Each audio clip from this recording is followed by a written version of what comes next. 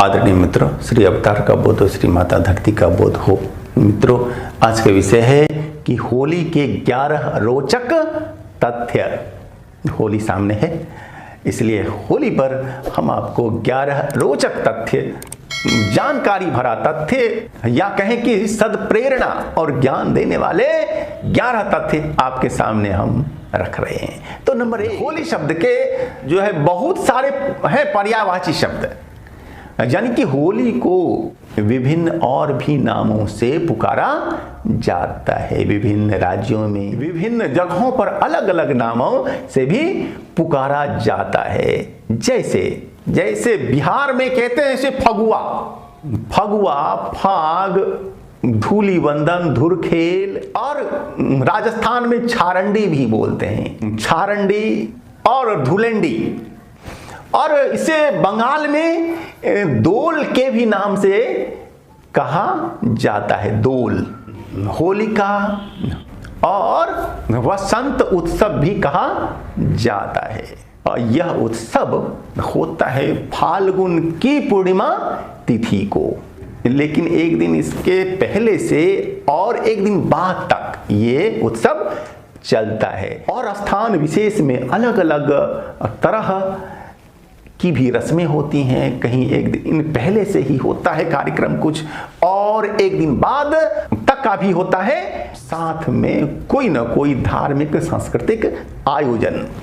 और ऐसे तो वसंत पंचमी से ही आरंभ हो जाता है होली का त्योहार। लोग भजन गीत, फगुआ लोकगीत वगैरह गाना शुरू कर देते हैं। यह उत्सव शुरू हुआ कब से, इसकी कोई निश्चित तिथि नहीं है, क्योंकि इतिहास में इसका वर्णन नहीं मिलता। जब से शुरू हुआ है इतिहास का लेखन, ये पर्व उसके हजारों साल पहले से आ रहा है हमारी परंपरा में, इसलिए सही डेट बता पाना असंभव नहीं है। यह जो हुई है शुरू होली या यह त्योहार जो शुरू हुआ है, इसके पीछे 3-4 हमारे समाज में कथाएं प्रचलित हैं। आपने सुना भी होगा।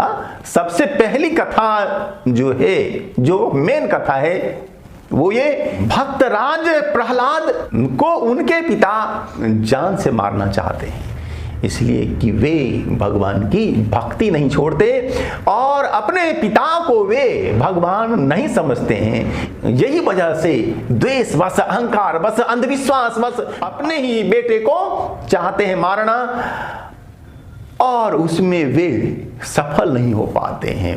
भक्तराज प्रहलाद का बाल बांका नहीं हो पाता है, और इसी खुशी में लोग ये होली पर्व मनाते हैं, ऐसा कहा जाता है। ऐसे अगर विस्तार से कथा बताएंगे तो समय ज्यादा लगेगा, इसलिए बहुत ही संक्षेप में।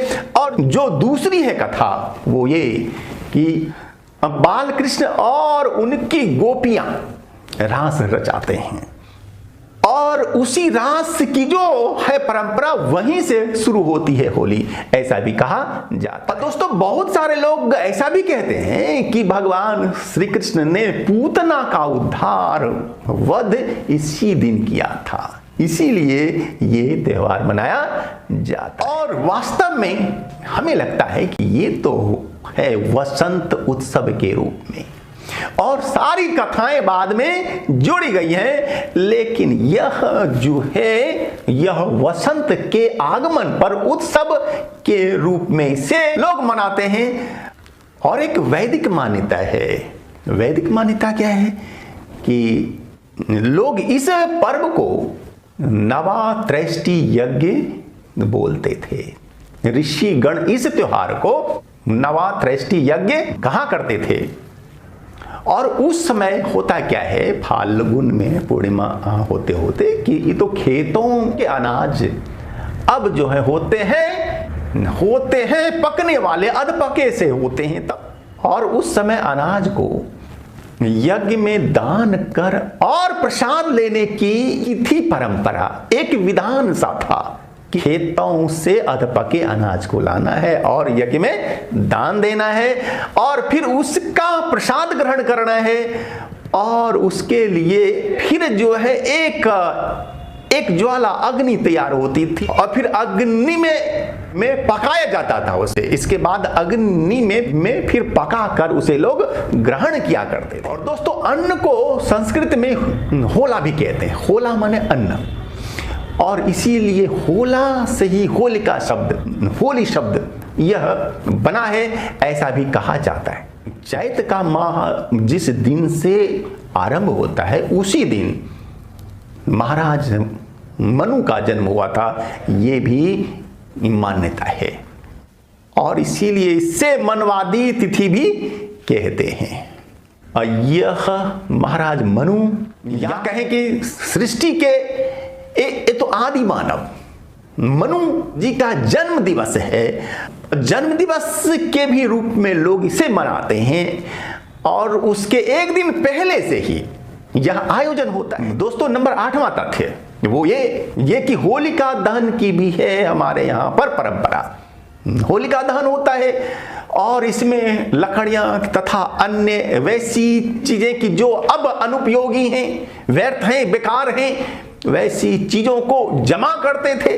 साथ आसपास के कचरों को भी जमा करते थे और उसे जलाते थे या जलाते हैं भी। यह जो होलिका दहन है असत्य, अपवित्रता, दुराचार, दुर्गुण, द्वेष, दंभ आदि को समाप्त करने, दहन करने निमित्त होता है। और होलिका दहन के बाद अगले दिन लोग रंग गुलाल खेल करके दोस्तों के साथ, परिवार के साथ स्वादिष्ट व्यंजन का लेते हैं आनंद और इस तरह से ये त्योहार लोग मनाते हैं। 9वां तथ्य, ये जो होली है विभिन्न स्थानों पर विभिन्न ढंग से मनाई जाती है। आपने होली सुनी है, एक होती है लठमार होली, लाठी से महिलाएं मारती हैं और होता कहां है, ये बरसाना में होता है। सिख लोग अपनी शक्ति को दिखाने के भी रूप में इस होली को मनाते हैं। हमारे बिहार में फगुआ जो है यह मौज मस्ती का पर्व है। दोस्तों, बंगाल में होली के दिन लोग चैतन्य महाप्रभु जी की जन्म तिथि मनाते हैं और इसके निमित्त एक जुलूस निकालते हैं। जुलूस के साथ साथ गाने भजन भी हुआ करते हैं। नंबर 10, हमारे बहुत सारे ग्रंथों में होली का विभिन्न ढंग से है वर्णन। भागवत में है, ये तो रास महारास के रूप में भगवान श्री कृष्ण रास रचाते हैं और होली की शुरुआत होती है। दोस्तों, संस्कृत के महाकवि कालिदास हर्ष, माघ, भारवी आदि ने भी अपने साहित्यिक रचनाओं में होली का विशद वर्णन किया है। हिंदी का सबसे पहला जो महाकाव्य है पृथ्वीराज रासो, रासो में चंद्रवरदाई ने होली का वर्णन किया है।